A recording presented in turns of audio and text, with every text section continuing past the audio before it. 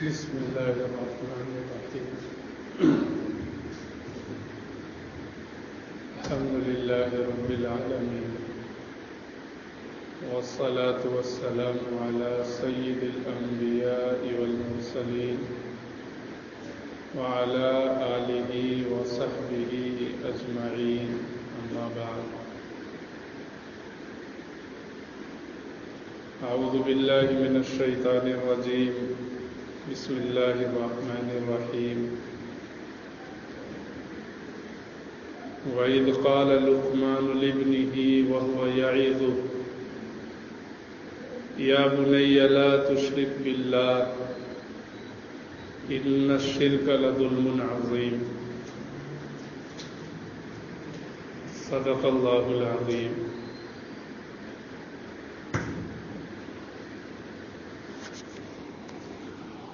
سبحانك لا علم لنا إلا ما علمتنا.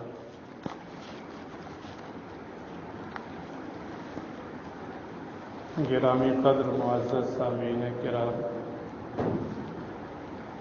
دوستوں اور ساتھیوں،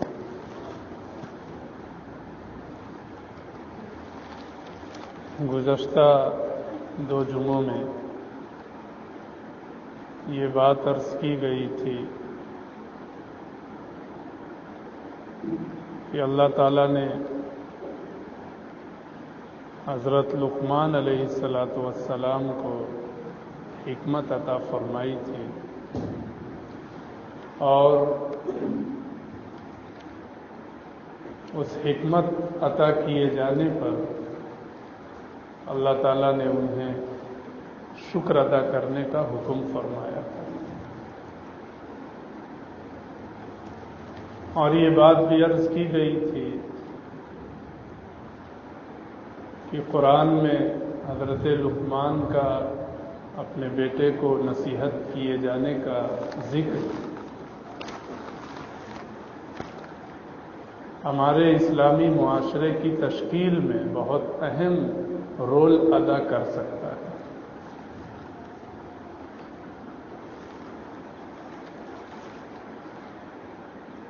جب تک سماج نیک نہیں ہوگا، اسلام مکمل طور پر ہماری زندگیوں میں نافذ نہیں ہو سکتا، اور سماج کے صحیح ہونے کے لیے افراد کا صحیح ہونا ضروری ہے. اگر ہر ایک مسلمان اپنی زندگی کا جائزہ لے کر اپنے کو نیک بنا لے، سماج خود بخود نیک بن جائے گا. لیکن آج ہر آدمی دوسرے کو نیک بنانے کی فکر میں لگا ہے، خود نیک بننے کی فکر نہیں کر رہا.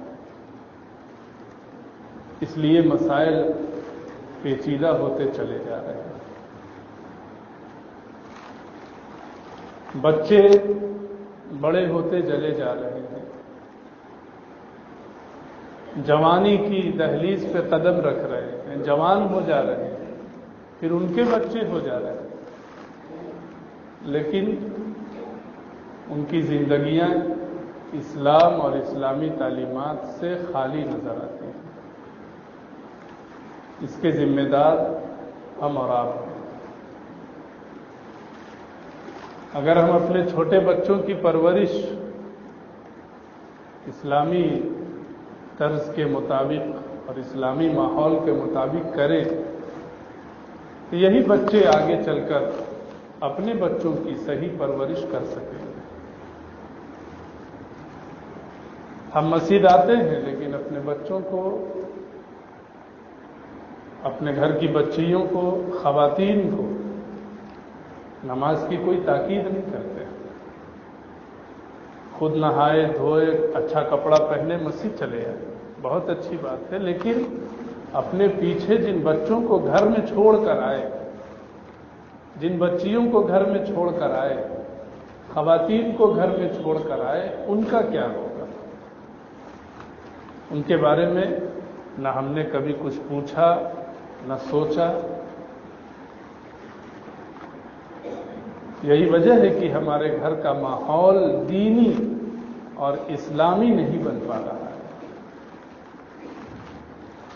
اس لیے ہر شخص اپنی ذات سے آغاز کرے، اپنے خاندان سے آغاز کرے، اپنے گھر والوں سے آغاز کرے، سماج معاشرہ خود بخود اچھا ہوتا چلا جائے۔ اسی پس منظر میں حضرت لقمان علیہ السلام کی نصیحتیں ذکر کی جا رہی ہیں کہ انہوں نے کیسے اپنے بچے کی تربیت کی اور کس نیک جذبے سے کی کہ اللہ تعالی نے ان نصیحتوں کو قرآن میں ذکر کیا۔ کیسی فکر رہی ہوگی اور کیسا ان کا جذبہ رہا ہوگا اپنی اولاد کے سلسلے میں، اپنے گھر والوں کے سلسلے میں، کہ اللہ تعالیٰ نے اس واقعے کو اور ان نصیحتوں کو قرآن میں ذکر کیا۔ کسی واقعے کا، کسی بات کا قرآن میں ذکر کر دیا جانا اس بات اور اس واقعے کی اہمیت کے لیے کافی ہے۔ حضرت لقمان علیہ السلام نے اپنے بچے کو جو نصیحت کی، اب اس کا آغاز ہو رہا ہے۔ اپنے بچے سے کہا، سب سے پہلی جو نصیحت کی، یا بنیا، اے میرے پیارے بچے، لا تشرک باللہ، اللہ کے ساتھ کسی کو شریک نہ ٹھہرانا، ان الشرک لظلم عظیم، بے شک شرک سب سے بڑا ظلم اور سب سے بڑی ناانصافی ہے۔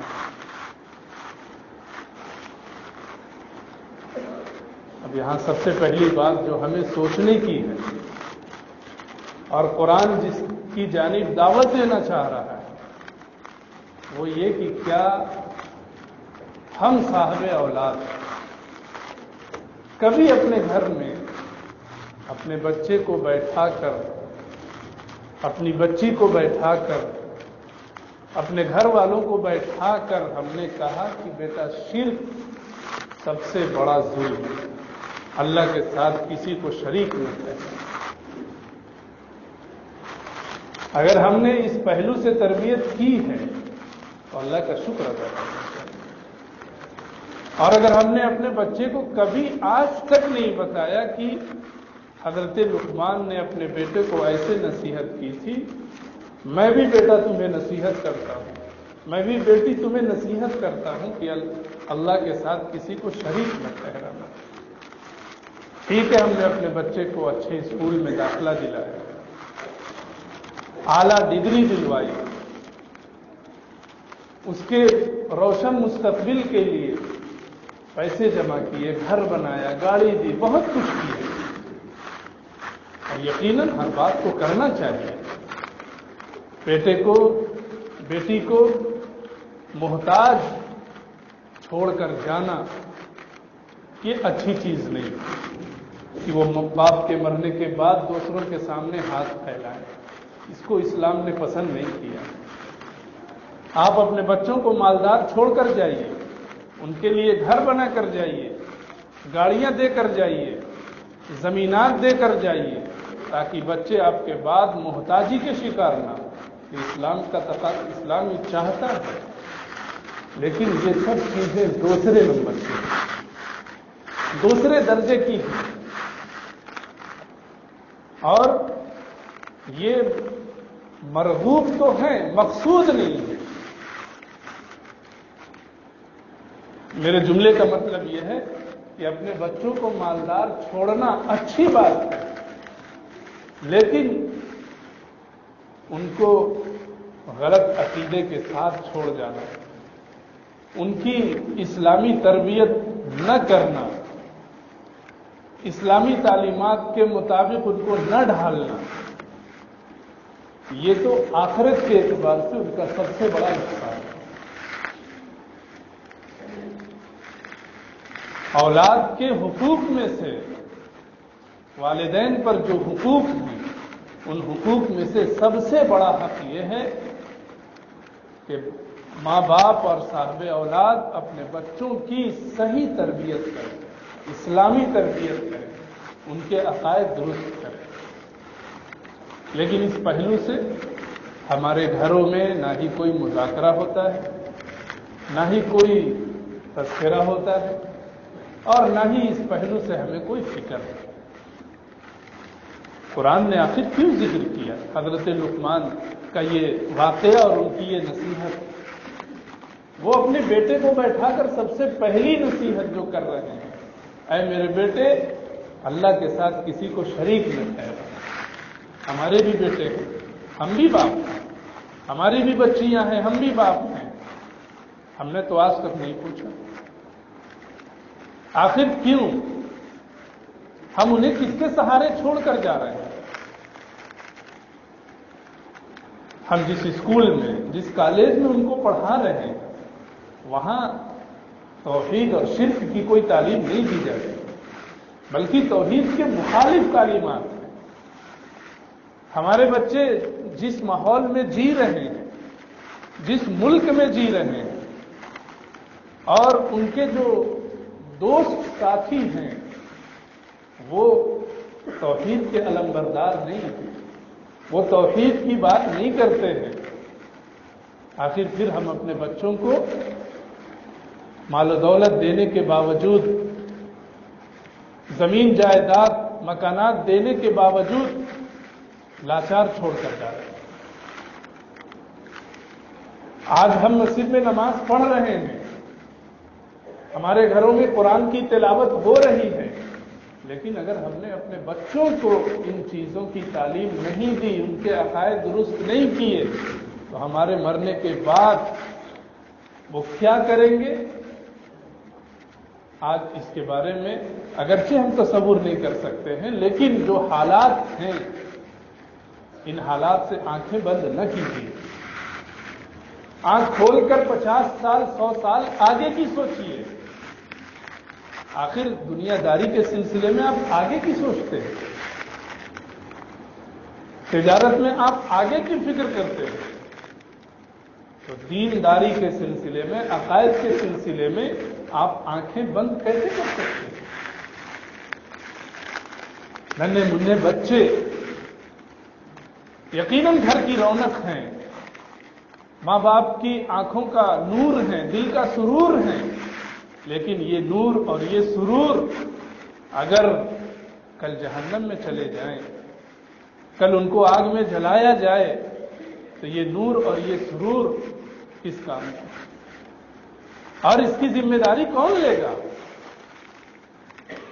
اس لیے آج وقت رہتے ہم اپنے بچوں کی تربیت کی فکر کریں، اور تربیت کی فکر میں سب سے پہلی چیز توحید اور شرک کی بات اپنے بچوں کو بتانا۔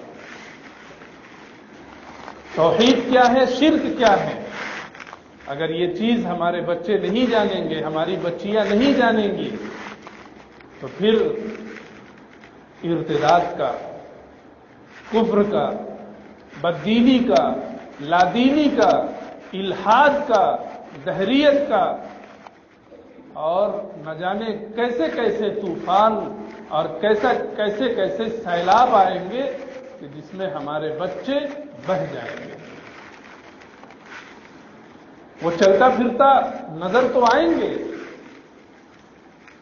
ان کے نام مسلمانوں جیسے ہوں گے، ان کا شمار سرکاری کاغذات میں مسلمانوں میں ہوگا، لیکن اللہ اور اس کے رسول کے کاغذات میں عقائد کے اعتبار سے اس کا نام خارج ہوگا۔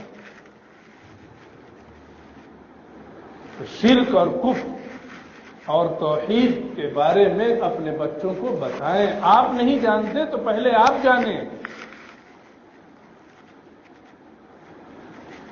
توحید اور شرک اسلام کی وہ بنیادی تعلیم ہے کہ اس کے جانے بغیر کسی کا ایمان مکمل نہیں ہے۔ آپ نمازیں پڑھتے رہیے، لیکن اگر شرک کے مرتکب ہیں تو آپ کی نمازیں کسی کام کی نہیں۔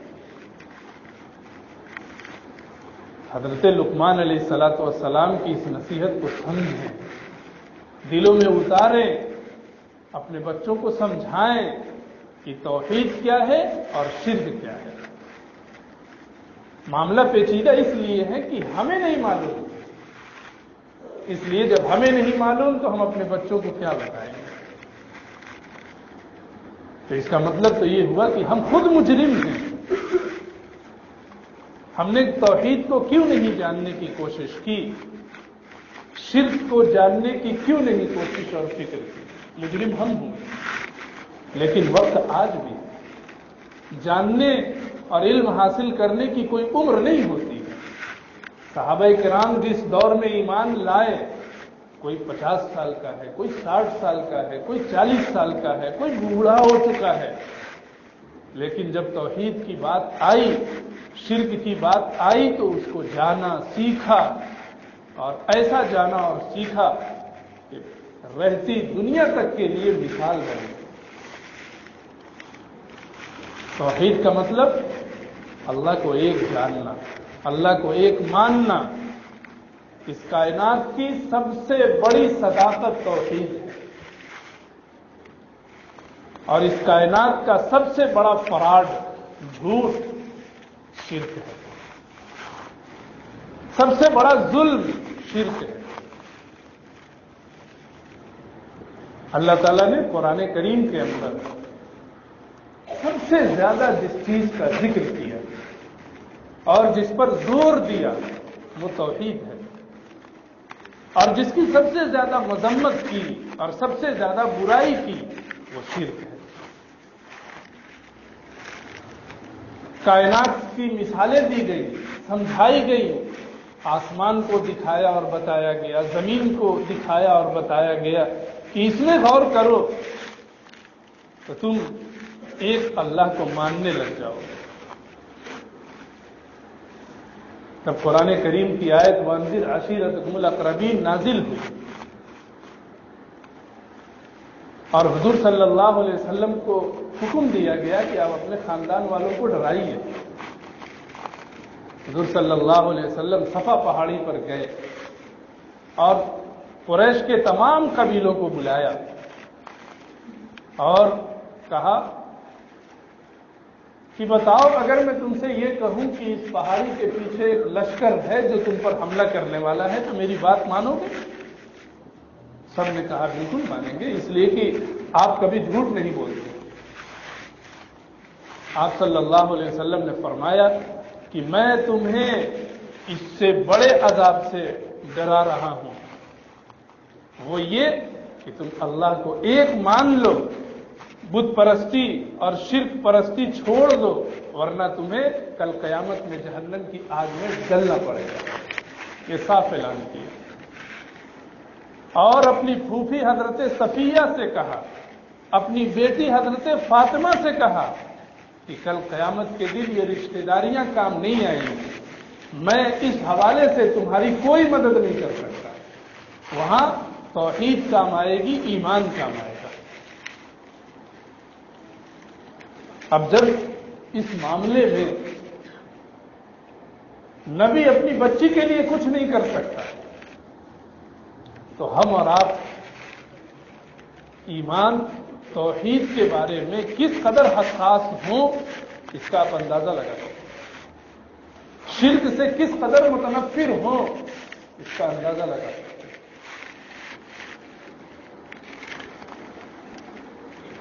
کفار مکہ نے، مشرکین نے آپ صلی اللہ علیہ وسلم پر اس کے بعد جو ظلم و ستم ڈھائے، اور ایک لمبی داستان ہے،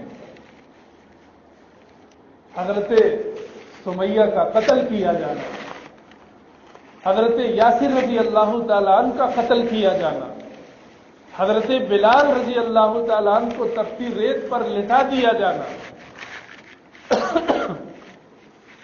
حضرت خباب رضی اللہ تعالیٰ عنہ پہ ظلم و ستم کے پہاڑ ڈھایا جانا، حضرت زبیر رضی اللہ تعالیٰ عنہ کو چٹائی میں لپیٹ کر ناک میں دھواں چھوڑ دینا، اور ایسے نہ جانے کیسے کیسے واقعات پیش آئے کہ آج اس کا عشر عشیر ہماری زندگیوں میں کبھی نہیں پیش آیا. انہوں نے وہ ظلم برداشت کیا, انہوں نے اپنی جانیں قربان کر دی. کس لیے؟ صرف اور صرف توحید کی حفاظت کے لیے اور شرک سے بیزاری ظاہر کرنے کے لیے. کفار مکہ کو حضور صلی اللہ علیہ وسلم کی ذات سے کوئی دشمنی نہیں تھی, وہ تو اپنے تھے, رشتے دار تھے. قریش کو حضور صلی اللہ علیہ وسلم کے گھرانے سے کوئی دشمنی نہیں تھی, وہ تو اپنا گھر تھا.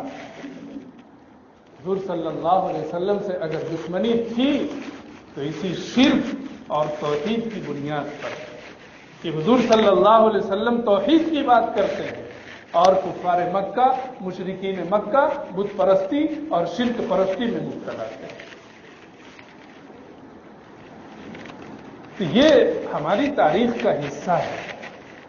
اور اسی پس منظر میں قرآن کریم نے حضرت لقمان علیہ الصلوۃ والسلام کی یہ نصیحتیں ذکر فرمائی کہ کہا, اے میرے بیٹے, اللہ کے ساتھ کسی چیز کو شریک نہ ٹھہرا. اللہ کو اگر سب سے زیادہ ناگواری گزرتی ہے کسی چیز سے تو وہ شرک ہے, وہ کفر ہے. اللہ ہمارے چھوٹے بڑے گناہ معاف کر سکتا ہے, لیکن اللہ نے قرآن کے اندر ہی کہا کہ شرک کو کبھی معاف نہیں کیا جائے گا, کفر کو کبھی معاف نہیں کیا جائے گا. اس لیے ہمیں اپنے بچوں کو بتانا ہوگا, شرک کی قباحت ان کے دل و دماغ میں بیٹھانی ہوگی, کیونکہ جب تک شرک کو نہیں سمجھیں گے تب تک توحید کو بھی نہیں سمجھ سکتے. جو آدمی رات نہیں جانتا وہ دن کو نہیں سمجھ سکتا ہے, جو آدمی ٹھنڈک کو نہیں سمجھتا وہ گرمی کو نہیں سمجھ سکتا ہے. ایسے ہی توحید اور شرک یہ دو متضاد اور اپوزٹ چیز کا نام ہے. شرک کو سمجھیے, توحید مضبوط ہوگا. اپنے بچوں کو شرک کی قباحت سمجھائیں, آپ کے بچوں کے دل و دماغ میں توحید خود بخود مضبوط ہوتی چلی جائے گی. تمام انبیاء کی دعوتوں کا خلاصہ اور تمام کتابوں کے نزول کا خلاصہ توحید کی دعوت ہے اور شرک اور کفر کا خاتمہ ہے. حضرت عیسیٰ علیہ الصلوۃ والسلام نازل ہونے والے ہیں قرب قیامت کے موقع پر. ان کی آمد بھی اسی مقصد سے ہوگی کہ دنیا سے کفر اور شرک کا بالکل خاتمہ کر دیا جائے. اس زمین پر صرف اس وقت اسی کو زندہ رہنے کا حق ہوگا جو توحید کا جھنڈا بلند کیے اور جس کے دل میں شرک اور کفر کی نجاست بیٹھی ہوئی ہو, اس کو اس دنیا سے مٹا دیا جائے گا اور پھر قیامت قائم ہوگی. شرک کا مطلب کیا ہے؟ ایک شرک اللہ کی ذات کے ساتھ ہوتا ہے اور ایک شرک اللہ کی صفات کے ساتھ ہوتا ہے. ذات میں شرک کا مطلب یہ ہے کہ ایک سے زائد خدا ماننا. جیسے عیسائی وہ 3 خدا مانتے ہیں, اس لیے مشرک ہیں. حضرت عیسیٰ کو بھی خدا مان لیا, حضرت مریم کو بھی خدا مان لیا. آج ابھی 26 دسمبر گزرا, کرسمس ڈے. ہم نے اپنے بچوں کو بتایا کہ کرسمس ڈے کیا ہے. بتانا تو دور, ہم نے اپنے بچوں کو روکا بھی نہیں. وہ ایک دوسرے کو کرسمس کی مبارکبادی دے رہے ہیں. ظاہر ہے کہ یہ چیز عیسائیوں سے جڑی ہوئی چیز ہے اور عیسائی وہ قوم ہے جو 3 خدا ماننے کی وجہ سے مشرک ہے. کیا ہم ان کے طور طریقے کو اپنا سکتے ہیں؟ کیا ہم اپنے بچوں کو ان کے طور طریقے سکھانے کی ہمت رکھتے ہیں؟ یہ تو ایسا ہوا جیسے کہیں آگ لگی ہو اور ہمارا بچہ کہہ رہا ہو میں آگ میں جلنا چاہتا ہوں, اور ہم اسے کہہ دیں کہ بالکل جل جاؤ, شوق سے جل جاؤ. کوئی ماں باپ ایسے تو نہیں ہوگا. دنیا کی آگ سے ڈر لگتا ہے تو آخرت کی آگ سے ڈر کیوں نہیں لگتا؟ ہمارے بچوں کے جسم پر ہلکی سی خراش ہمیں برداشت نہیں ہے اور پورا جسم جہنم کی آگ میں جل جائے تو ہمیں کیسے برداشت ہے؟ اس کی فکر کرنا ہوگا. आतिश परस्त बहुत से लोग आग पूजते हैं, वो दो खुदा मानने की वजह से मुशरिक हैं। बहुत से तो करोड़ों लाखों देवी देवताओं को माबूद मानते हैं, वो उसकी वजह से मुशरिक हैं। ये जात में शिर्क है, अल्लाह की जात को एक से ज्यादा समझना है। और एक शिर्क अल्लाह की सिफात में है। हमारे बच्चों को हमें अल्लाह के जो 99 नाम हैं, सिफाती नाम हैं, वो याद नहीं है। सच्ची बात नहीं। क्यों आखिर? हमें अल्लाह की सिफात का इल्म तो होना चाहिए। हमें हमारे बच्चों को अल्लाह के अस्माए हुस्ना याद होने चाहिए, लेकिन नहीं। अल्लाह की जो सिफात हैं, अल्लाह सुनने वाले हैं, अल्लाह कुदरत रखने वाले हैं, अल्लाह पैदा करने वाले हैं, अल्लाह सबसे ज्यादा ताकत रखने वाले हैं, अल्लाह रिस्क देने वाले हैं, वगैरह वगैरह। इसमें भी अगर कोई शख्स किसी दूसरे को शरीक ठहराता है तो वो भी मुशरिक समझा जाता है। शिर्क फिल कुदरत का मतलब ये है कि इंसान अल्लाह के अलावा किसी को माबूद तो नहीं समझ रहा है, लेकिन किसी दूसरे को भी ऐसा समझता है कि ये भी हमें कोई चीज दे सकता है, ये भी हमें औलाद दे सकता है, ये भी बारिश बरसा सकता है, ये भी मरीज को सेहत दे सकता है, सेहतमंद को मरीज बना सकता है। अगर ये तस्वुर है किसी के जहनों में तो सिफात के अंदर शिर्क का मुर्तकिब समझा जाता है। सेहत भी अल्लाह की तरफ से, बीमारी भी अल्लाह की तरफ से, औलाद भी अल्लाह की तरफ से, हादसात भी अल्लाह की तरफ से। शिर्क फिल इल्म, किसी के बारे में ये सोचना कि जैसे अल्लाह ताला को बहुत सी हर चीज की जानकारी है, ऐसे ही फलां को भी फलां चीज की जानकारी है। फलां भी बता सकता है पेट में बच्चा है या बच्ची है, फलां भी बता सकता है कि हमें आइंदा क्या होने वाला है। बहुत से लोग रोड पे बैठे हुए ज्योतिषी को हाथ बताते हैं कि देखकर हमारा मुकद्दर बताओ। जाहिर है कि तकदीर लिखने वाला, नफा नुकसान पहुंचाने वाला तो अल्लाह है। ये रोड पर बैठने वाला जिसे खुद अपनी किस्मत का पता नहीं, वो हमारी किस्मत बताएगा। अगर वो दूसरों की किस्मत बता सकता था तो वो रोड पे क्यों बैठता? फलां शख्स हमें बीमारी से शिफा दे सकता है, सारे अस्पताल बंद हो जाने चाहिए थे, सारे डॉक्टरों को इस्तीफा दे देना चाहिए था। कुछ तो अकल हो। कोई तोता से मालूम कर रहा है, कोई मशीन लगा के अपने फ्यूचर के बारे में मालूमात हासिल कर रहा है। बड़े बड़े शोरूम में वो मशीनें लगी हुई हैं, बैठ जाइए, वो आपको बताएगा आपके साथ क्या होने वाला है। पैसे देकर हम शिर्क के मुर्तकिब हो रहे हैं। ये गौर करने की, इसको समझें। ये इंतहाई वसी मजमून है और बुनियादी मजमून। हजरत लुकमान अलैहिस्सलाम ने अपने बेटे को नसीहत की तो उसका आगाज अकीदे से किया। सबसे पहला दरवाजा जो हमारी जिंदगी के लिए खुलता है वो अकीदे का है, अकीदे तौहीद का और शिर्क से बेजारी का।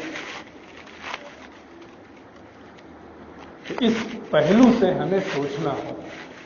हमारे घरों में मुज़ाकरा होना चाहिए, हफ्तावारी, माहाना, और उसमें तौहीद की, शिर्क की बात होनी चाहिए, ताकि हम अपने बच्चों की सही तरबियत कर सकें, उन्हें शिर्क की कबाहत बता सकें और तौहीद के फायदे बता सकें। इसके बगैर हमारा कोई अमल मकबूल नहीं हो सकता है। अल्लाह हम सबको तौहीद की समझ अता फरमाए।